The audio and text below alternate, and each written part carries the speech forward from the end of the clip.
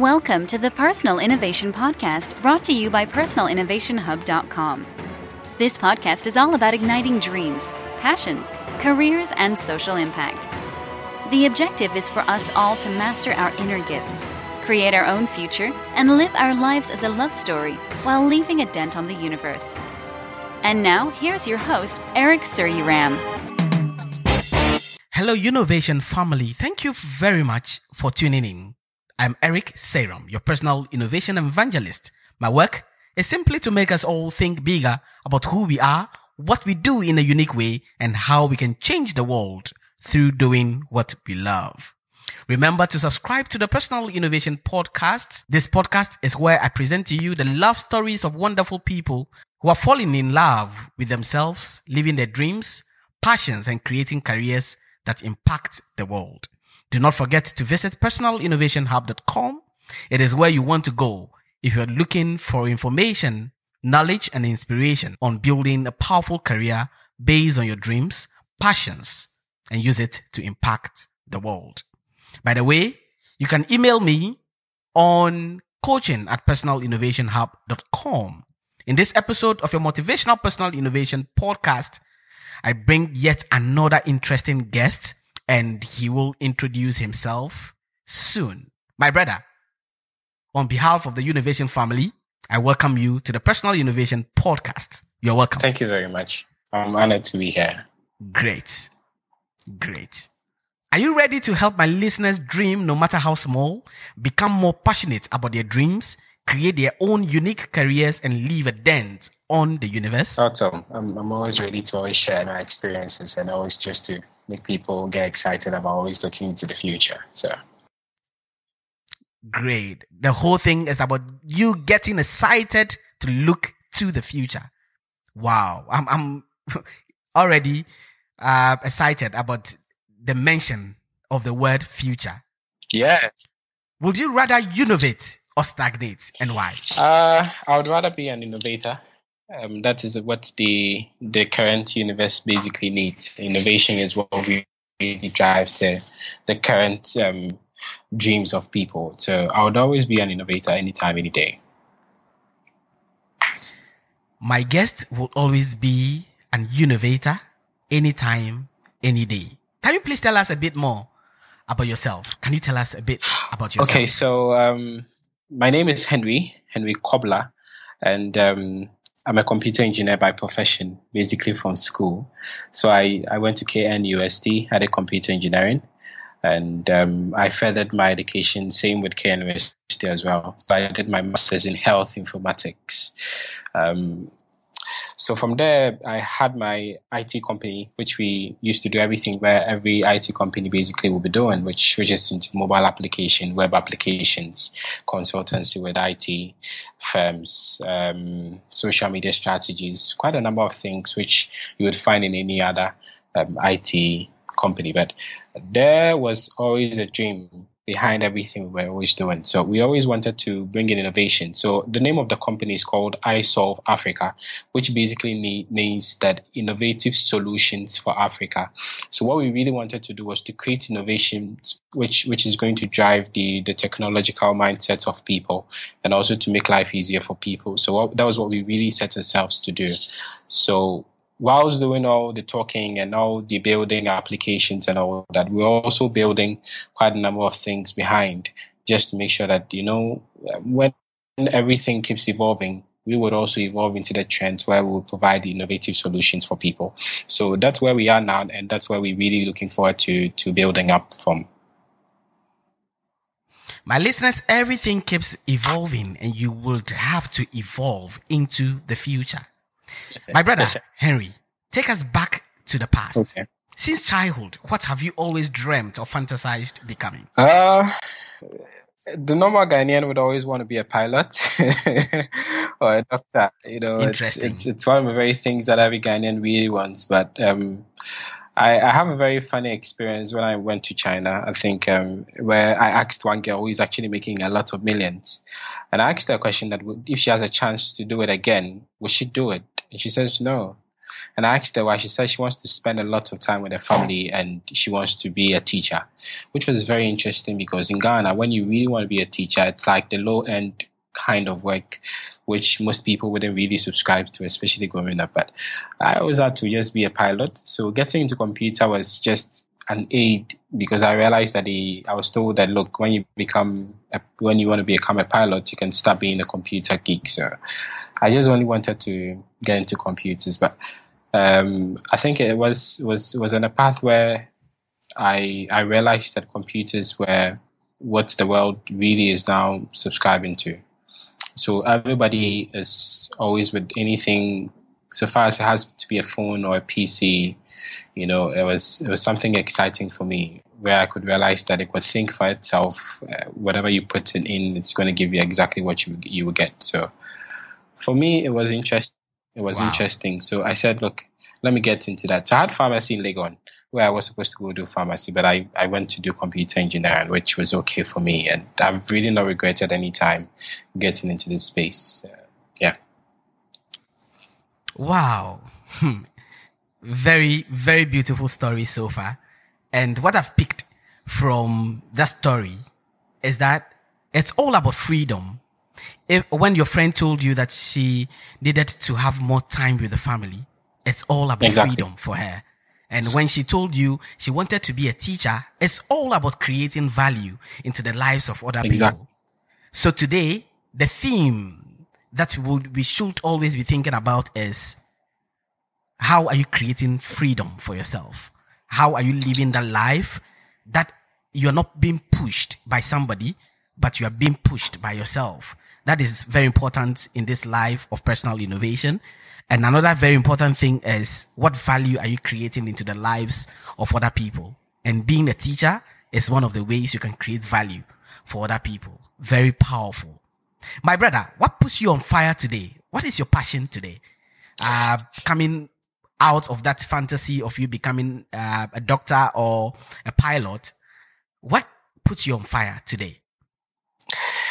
Okay, so the company name, I Solve Africa, Innovative Solutions for Africa. Solutions.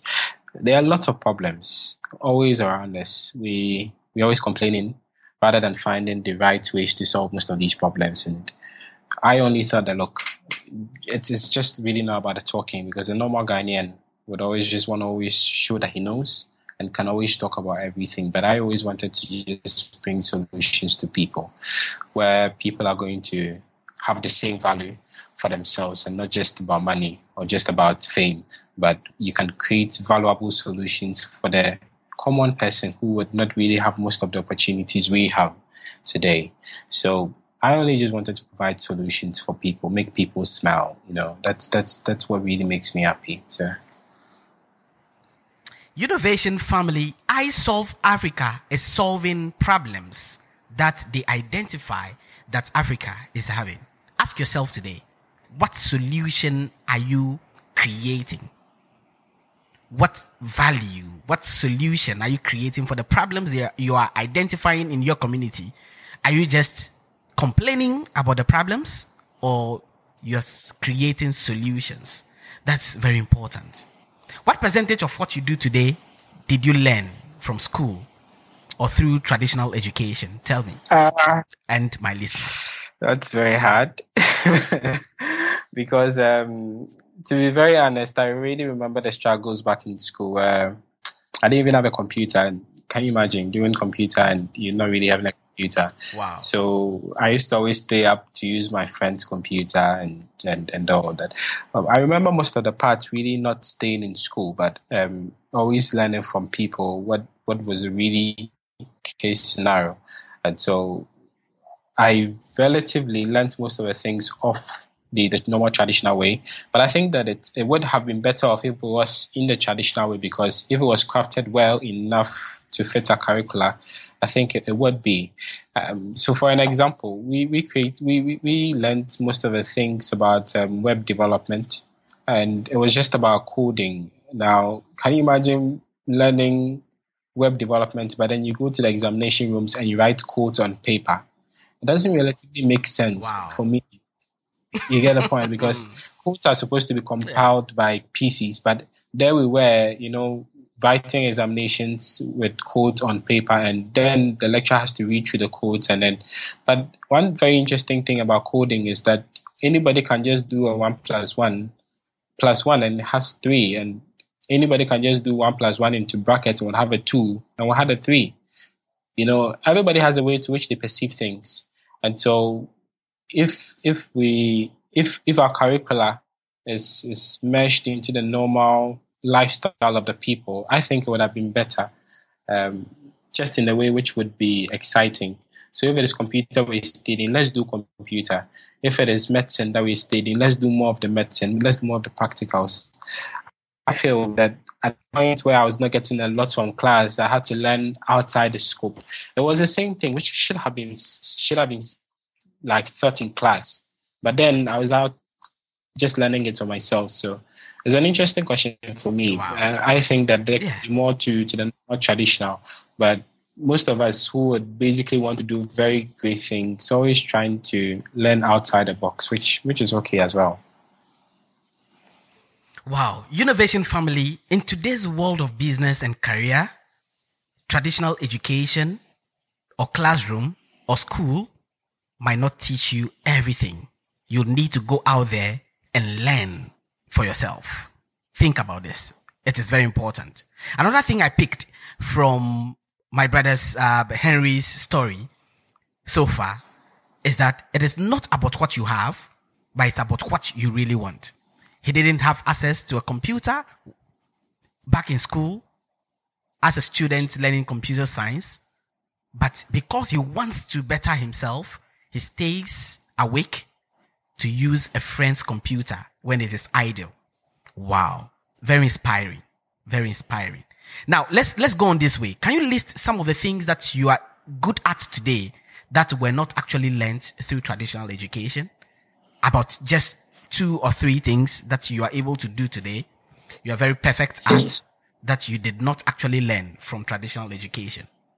I think the very best of them is vision, which you basically might not learn. You might know all the codes and everything, but the vision is not the technology that builds a company. It's not a technology that would hold your company. I'm very sure that Yahoo and other things have been bigger by now, but it's the dream, the vision behind, which you might not necessarily learn in class. So that's one for me. It's very important.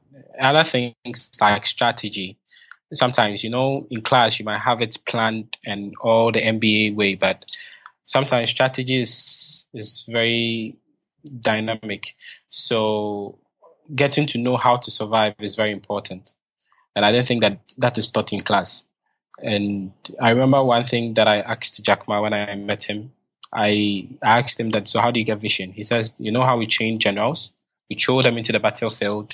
They manage and struggle and come back. We throw them into the battlefield again. They manage, come back. We throw them back again. And that's how we keep them strong. Sometimes these very things might not be taught in class, where you have to strategize and manage people, how to understand the emotions of your employer, how to understand what your customer really is thinking. Some of these things, you might get them in an MBA style, but the reality on the ground is entirely different. And so some of these things, you have to really be in the battlefield to learn most of these things. And I think for me, those are the very things that's keeping me going now. Wow. Go onto the battlefield and you will learn. Go onto the battlefield and you will learn. What is your personality type? What do you think is your personality type? And how has knowing that you are this type of a personality influenced things you do on daily basis? Okay.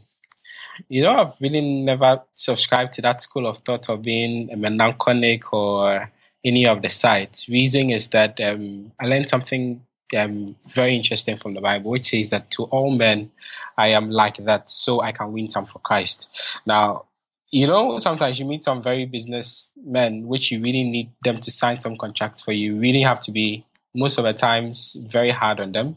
Sometimes you need to be very humble to them. You have to be very dynamic in the scene of business, because if you're so timid and you don't really want to talk, there are sometimes you really need to talk to get a business. Sometimes you really need to step out of yourself to do things which would get you the contracts. And for me, that's always been me. I always study the people I always run with. I always study the people I always because business is about people. Business, you can't run business in a vacuum, and people are dynamic. And so if you really want to just be a melancholic or just want to be a stereotype and run a business, I think that you always be limiting yourself and the possibilities available. So I am anything to all men, so I can win some. Wow. You see, for Henry, it is not about who he is. It is really about what he wants. So at a point when he's with this type of a person, he adapts his style, his personality to, as it were, blend and achieve what he wants to achieve at that moment. I guess that is what it is for you. Yeah. So far as the person that approaches me and has an open-minded, I would be open-minded. If the person is being tough, I have to be tough. If the person is humble, I would be humble to him. So far as I get to be at the same level, so far as I get to understand how he thinks and how he does his things, and so far as it's favorable to whatever I would do, I think I would always go with it. So. Great. Henry, what is your favorite quote? And what do you want my listeners to learn from this quote? Okay. I think I subscribe to a lot of quotes, but then I don't know which of them I should show to you now. I think that one of the very most important thing for me is from Jack Ma, which says that when we are small, we have to be focused and rely on our brain, not our strength. So that's one of the very interesting things for me. Normally we start small, and normally we always have big dreams. But for me, from this quote, it says that you have to be focused. So sometimes you always want to rush into the big things, which might not really be at the time very big enough to hold such things. And so however small you start, however small you would want to spring off, just be very focused, rely on the brain. The brain is very powerful. Sometimes your strength might fail you. You might think that you have all the strength to go out there and do all the big things. But the most important thing is this: you have to be focused when you're small. The big times will come when you do the right things from small beginnings. Wow. This is powerful. And the way I say it is that we are in the world of small today. No matter how small you are, or no matter how small your dream is, you just have to pursue it. Because small is now the new big. Yeah. If you're small and you are looking at that big guy, he has also been small before. So focus on where you are, and it is not about your strength. It is about what? What did you say, Henry? It is really not about your strength, but your mind. Your mind is very powerful, so you have to depend on that. Your mind. Wow, depend on your mind. I love this quote. I love it. Entrepreneurship or employment? Which of these two will you choose any day, and why? Entrepreneurship. Trust me. You choose entrepreneurship. Tell me why. Every day. That you get a space to think. You get the space to be innovative. It's the place where you really want to do big things. Being employed, yes, not all of us can actually be innovative, but in this going trend, I think that innovation is really what is driving most of the world. So you know what? Very soon, the world is not going to have people controlling it by countries, but the world is going to be controlled by companies, which are being innovative. Facebook is so influencing a lot of people in Ghana, Nigeria, Kenya, Seriously. and they have a lot of influence. Let them just shut it down just about 5 minutes, and you will see how people are going to be so uncomfortable. But whenever there are policies that are coming from the government, sometimes people don't even care about it. So very soon, what is really going to rule our world is the innovations of people. Yes. So we always say that personal innovation is about creating an own unique careers. What would you say is your career today? Do you think it's a bad fit job, or is it a dream job? So it's an evolving job. Every day there's something new coming. Every day something new I learn. Every day I get into being dynamic. And so I started off as being an IT company. And then we started being an innovative company. Then we even now drifting into an internet data company, which for me is very exciting. So every time my job description changes, because I'm always thinking new, I'm always thinking with a growing trend, and that for me is exciting. Wow. So tell us, what are your career objectives? What are the core objectives that you would want to achieve with what you do today? So what you want to achieve is to create value where people are always going to look at and live from there.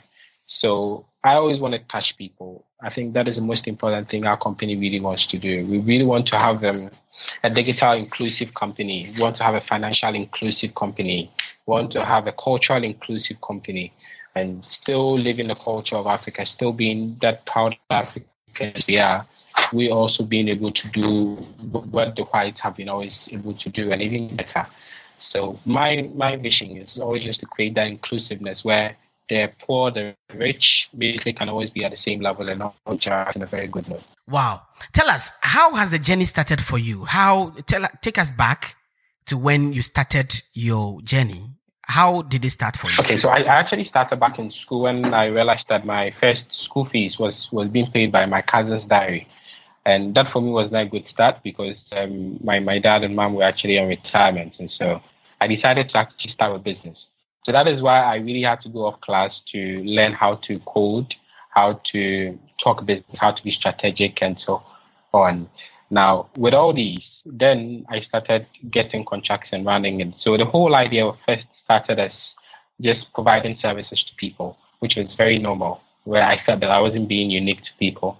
So getting out of school, then I had my co-founder, who we founded one of the very important companies to me, Alibaba, which is strictly African fashion e-commerce business. Come to me and talk to me about that. Then I realized that, look, we can set up this company. We're just not going to just make money, which is actually the least of the things we're really going to do. But we're really going to get a lot of people employed. We're really going to get a lot of people able to expand and always bring people in. So I might not be able to employ 100 people into the company or 500 people into my company, but what I do is that I can get people to be able to create all the very beautiful things from our culture and still be able to employ other people. And so right from my point, I can always be a channel where people can always sell a product to the world. And looking at that was more exciting because I realized that right from that channel, a lot of people are going to get jobs, a lot going to do fulfillments, a lot of people are going to be themselves. And I thought that was exciting. So that was really where the whole innovation came. Wow. I realized that we're going to provide value for people. And right from there, getting out of school, I had to do national service in my own company, which I already started. So right from there, what we did was that I started another NGO sort of with a friend, which we were providing sexual and reproductive health platform for people who are not able to voice out, people who are not able to go to the clinics to talk about their sexuality, people who are struggling with family planning, people who are having false information about their sexual and reproductive health. It was good. We had some funding, which was so good, and we were able to run on a successful note, which we're still looking at building it bigger on a larger scale. Now, these things relatively made me feel happy because whenever we went to the field where I see people struggling to talk about anything family planning or anything sexual and reproductive health or STDs, and we're able to provide help for these people, I felt fulfilled rather than much of the money which I would get from any other thing. And so that really informed my decision to get into more of like providing innovation solutions for people.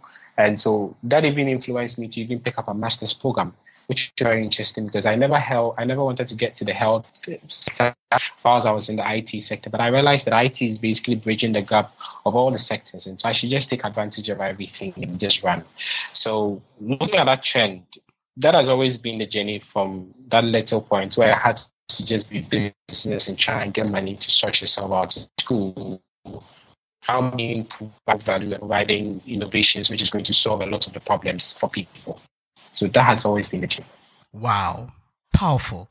I love this journey. And I'm sure that my listeners have learned a lot of lessons from this journey.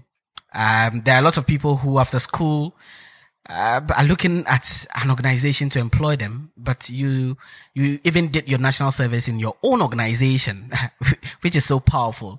And, it should be an inspiration to most young people who are leaving school. Yes, sir. Henry, we believe all humans are unique.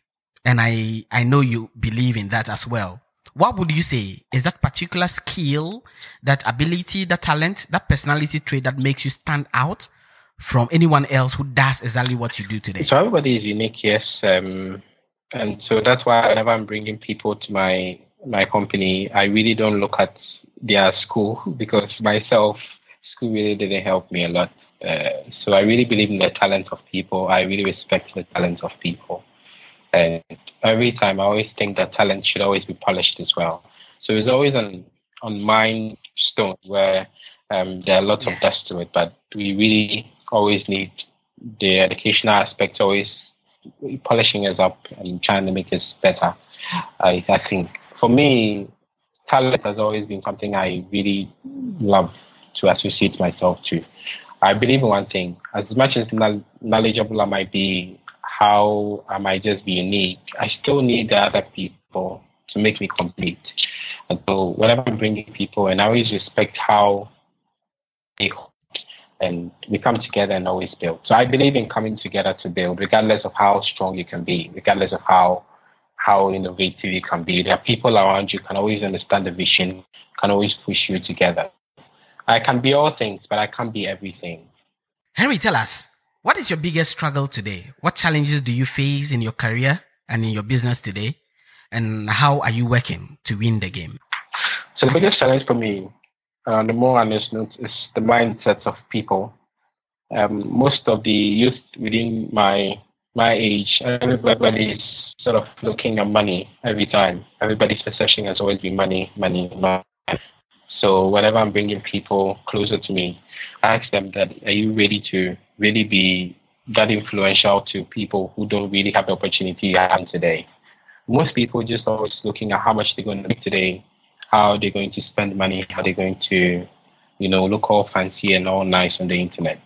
But I always see that as a very difficult struggle for me, where people around me, people sometimes come around you, they're excited about what you're doing, but beneath or behind their mindset, they are looking at how much money I'm going to get from this, which is the very biggest challenge for me. So the mindset of people. Wow.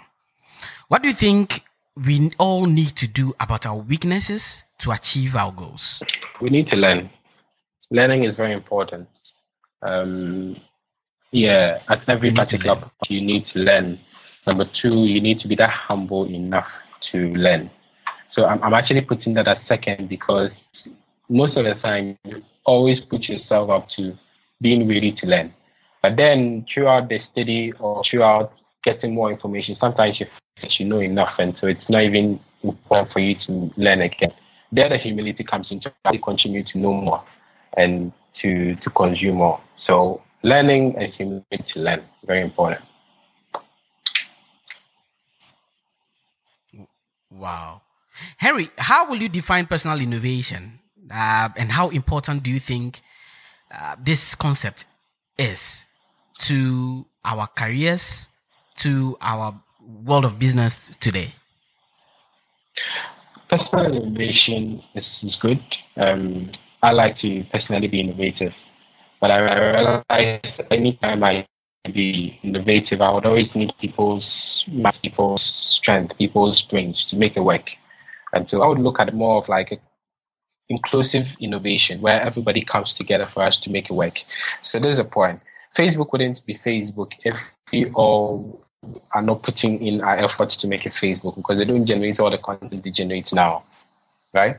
So everybody coming together to make that innovation work is very important for me. So one person cannot be the sole holder of an idea. We all together can actually always make it work. So.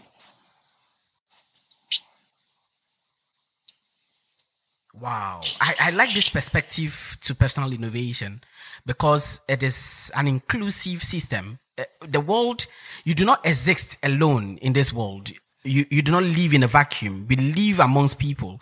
And when you're thinking about innovating or creating a career for yourself, creating a brand that can stand unique for yourself, you also have to think about how would this brand impact other people's lives, and how will my ideas blend with those ideas that all other people have, so we can all create an impact or leave a dent on the universe together. Wow. I love this. Who is that one individual, that icon, that celebrity or mentor, a coach that you look up to in everything you do, and why? I look up to a lot of people because, like I said, you keep learning. Good, bad, you keep learning. Failure, success, you keep learning. So I think if I was supposed to choose one out, but I'll choose Jack Ma. He's been like a very great influence to me, and directly, indirectly, it's been amazing with him. Most of the ways where he is always staying stepwise. One of the very intriguing things about him is how he always looks at small being beautiful, and how he always looks at humility as well, and how he always regards culture to whatever he builds. And one most important thing about him is how he always looks into the future. So for a guy to put up in his company that his vision is to set up a company that is going to last 102 years, means that he's specific about what he wants. He knows what he wants and he knows what he's building. And that for me is very Do you know what you do for us? For my listeners who do not know who he is, can you tell them a bit about who he is? Okay, so Jack Ma is an English teacher who tend to be one of the greatest billionaires now. He owns the Alibaba Group, so he's basically the chairman of Alibaba Group. Now, Alibaba is now an internet company. It started off as being an e-commerce company. So for those of you who know Alibaba.com or AliExpress.com, where they basically holding the Chinese goods and doing much of the export, he's actually the brain behind it. He was just a simple English teacher. It's always been as simple as that. But he really has a lot in his mind where he's always looking into the future. He's always looking at how better of whatever he creates always is of a value to the people that is always around him. So now he's running the Alibaba Group, which is now getting into delivery, which is amazing. They get into artificial intelligence. But the big one, which they're actually running on, is the Alipay, which is the biggest payment system in Southeast Asia and China. And now it's really, really depending on data as well. Wow, sure. So I'm sure that by now my listeners can go on and do their research to understand who this your mentor, your coach, your icon is. He has built a brand for himself. Do you think that you are a brand today, or do you believe you can become a brand like him?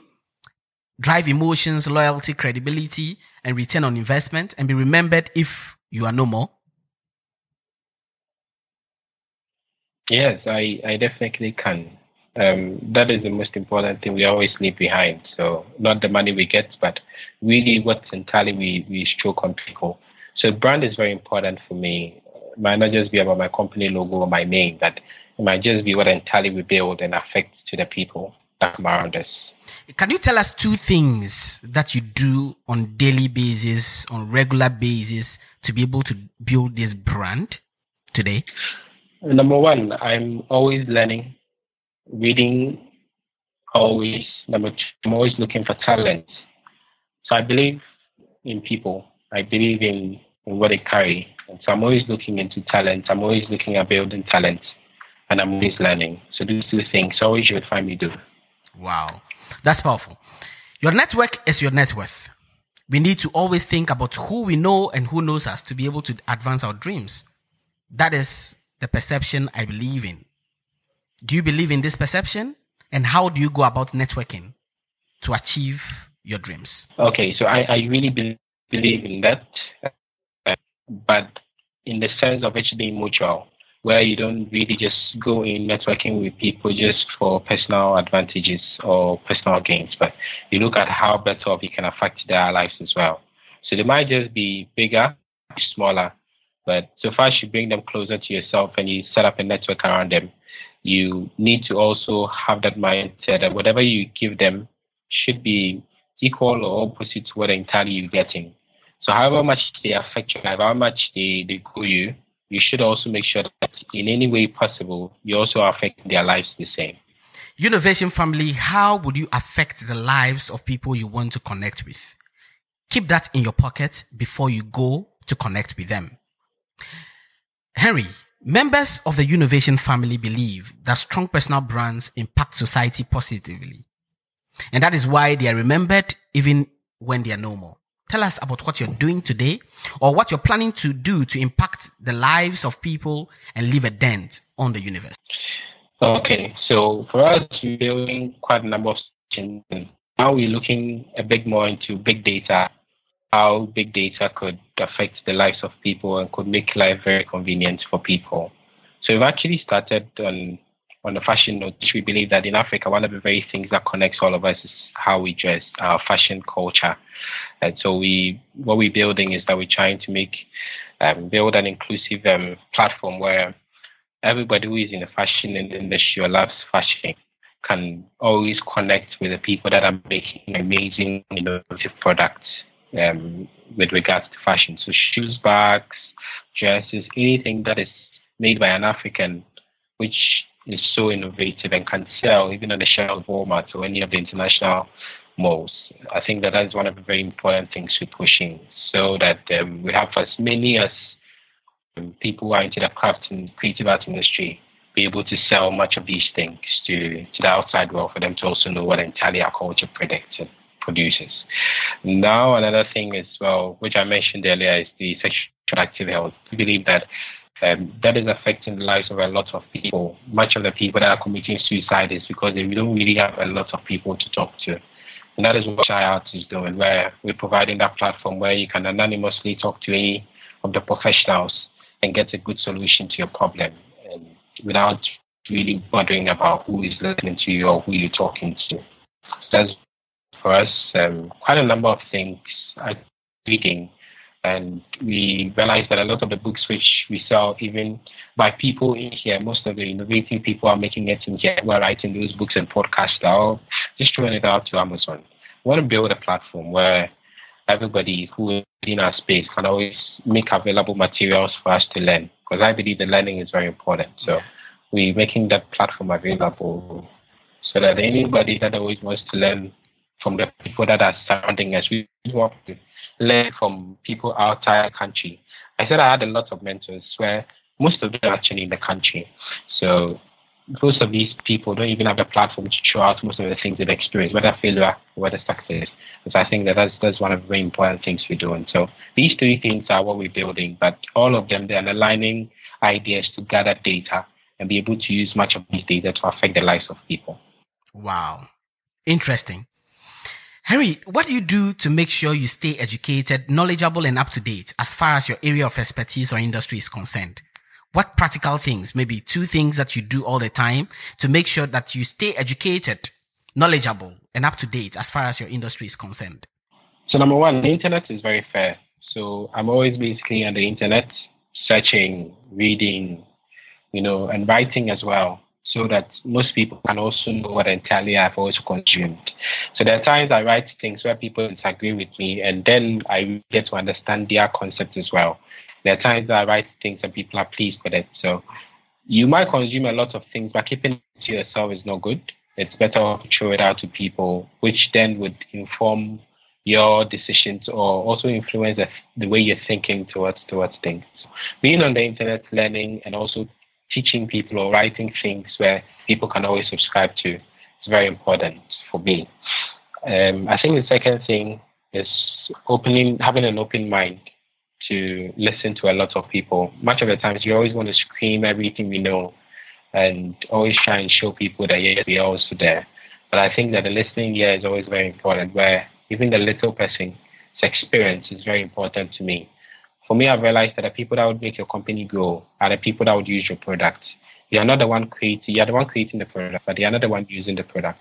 So the very least of people who's going to use your product is the one that you really need to listen to, because they're the ones really going to make your company grow. That's very important. Innovation family. The value nuggets that I'm taking from Henry's presentation to us is that one very important one is that when you learn something new, you have to share with the world.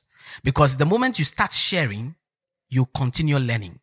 Because what you learn and shared would spark somebody's interest and will get somebody to respond to you with something else that he has learned. And by then, you will learn something new from that person. So teaching is a very good thing. If you learn a new thing, go out there and teach it. And you will surely learn something back. Wow. Interesting. Henry, open your tools box for my listeners. What tools, what book, what internet resource do you use on a daily basis in your professional and personal life that you would want to recommend to my listeners? Okay, so the most available tool to everybody is the phone, the mobile phone. It's very important. I always tell people that people spend a lot of money on buying very expensive phones, but they just use 1% of it by just chatting or just reading things on Facebook or WhatsApp. But the phone does a lot of things. That is what you carry every time, anywhere. So far as you're connected to the internet, you can do a lot of things. So that is, for me, very important. So I wouldn't really buy an expensive phone, which wouldn't do me anything. I'd rather buy one which give me much of the resources I really want to. So I love phones. I would rather even buy new phones to sometimes explore the technologies on it. So I get to learn from it, and maybe I be very innovative towards that technology on the phone. Google, very important. Everything you really need to know is just there. Everything you really need to search is just there. You just really need to know how to use the tools. So a lot of ways where people search on the internet is not so good. There are keywords which bring out the best of things where you're searching in context. And so you really need to learn. So I think that what people need to know is that how to use Google. It's very important. So you can go to Google, search on Google how to use Google. I'm sure you'll have some very good tips of how to just manage your keywords on there to make the best out of the things when you're searching on the internet. So for me, the phone is very important. Google is very important. Wow. That's very important tool that you have in your pocket all the time. The phone. Innovation family. How do you use your phone, or what are you using your phone for? Is it taking value from you, or it is creating value to you? Think about it. I believe that strong brands are those who are able to communicate their vision and mission to their stakeholders in a way that resonates with them. Tell us now how you're sharing your knowledge, things that you've created, your business. How do you share with the world, with your target audience, so they can buy into what you have to sell to them? Okay, so for me, I think I'm always a preacher on the internet, where I really know that I can always reach a lot of people. So the little that we always consume, I try to put it out there. There's one quote which I always subscribe to, that if not now, when? And if not me, who? If not now, when? Wow, I like this. So can you please repeat it? Can you please repeat it and make it loud for my listeners to hear? If not now, when? If not me, who? So these are two important questions I always ask. If not now, when? So we need to do everything. The future is now. The future is what we're living in. You're not going to just always up to another day. You need to do what you have to do yesterday, every time now. If not me, who? You always can't always show things to people and expect them to be the ones doing the things. What are you doing? What have you set out yourself to do? What have you set out yourself to achieve? So these two things, great vision to me. It's very important. Yes. So the other thing I also like to share is that the choices that people make, the very choices that people make. So what do you have? What do you want? And what are you willing to trade off? These three questions are also very important to the vision. So this is the point. As much as it can be innovative, visions are not what we always write in our websites and we write in the books, or we just chew and put it in our head, because the world is always trending. It has new things coming in. And so those visions to which you might make clearly might also every time evolve. But the choices that you make individually, the choices you make as a company, the choices that you make as a team is very important. So what does a team have? What do you have? What does the company have? What do they want? What would that individual company, what are they looking at getting? And what are they willing to trade off for entirely what they want? These are very important to me as well. Henry, before we sum this up, what passion project will you pursue in the next few months so we can celebrate your success when we meet again, or when we talk to you on this podcast again? What new passion project are you looking at pursuing? Just give us a gist of what you have to pursue and tell us where we can get more information about this, so my listeners can follow you and be a part of what you have doing. Okay, so the new passion project which we're really pushing is the big data. We want to build a data platform which can provide a lot of analytics for people, where we can gather most of the information about people to rather protect them. Big data is actually an open mindset thing. So anybody who really wants to get into that can just go big data. It's out there for people to learn about it. But what we are doing in-house is what we call the RNPA. RNPA means that a product that is woven.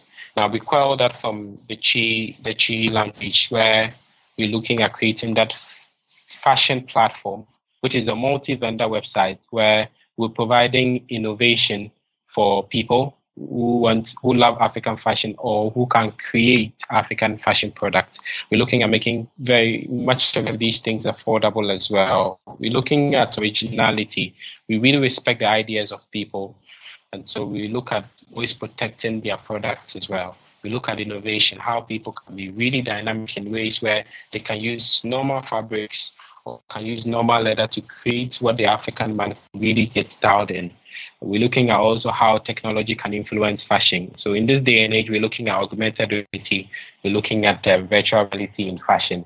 These are futuristic things which we're doing now. And so you can just check us out on rna.com.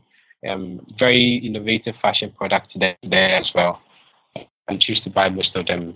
We would always deliver to you. Wow. Listeners, we'll add the link to that website and we'll give you more information on the projects that Henry is pursuing, and you sure should go out there and follow him. Henry, are you ready to make your personal innovation pledge now? Yes, I'm always ready. Great. So let's go. You repeat after me. I pledge to continue living my dream. I pledge to continue living my dream. I pledge to think bigger about who I am and change the world by doing what I love. I pledge to think bigger about who I am and change the world by doing what I am. So help me God. So help me God. Wow. On behalf of the Innovation family, we have witnessed your pledge and pray you fulfill it. Thank you very much for sharing a piece of you with the Innovation family. Thank you very much as well. It's been an honor. I think I've really enjoyed being here. And I think that I'm always open to everybody who always wants to share more. For me, I'm always willing to learn more. So let's build a network where we always share. Great. Powerful. And wow, my wonderful listeners, thank you very much for listening, for staying tuned in.